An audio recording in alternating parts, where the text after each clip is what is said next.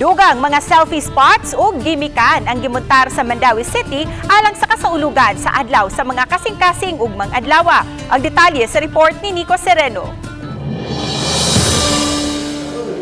Ingrande nga setup ang musugat sa mga taxpayers sa City Treasurer's Office sugod karong adlaw.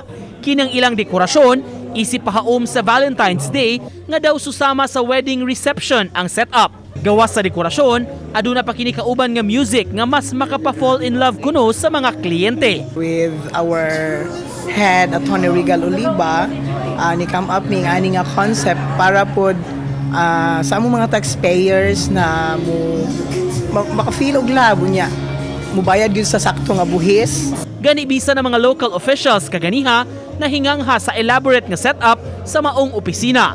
Sila sab misigurong makapahulagway niini ug ma-post sa social media.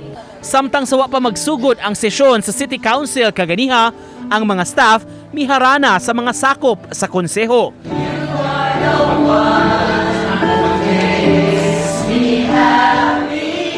Pamaagi sab kuno kini sa ilang pasalamat ug gugma sa ilang mga labaw. Samtang sa gawas sa City Hall, padayong gimuntar ang lain-laing selfie spots sa mga nagplanong musuroy labi na ugma. Mamahimong di na kuno moadto og layo alang sa praktikal nga pamaagi nga sa ulugon ang Valentine's Day uban ang hinigugma. Uban ni Rod Prado, Nico Sereno, Balitang Bisdak.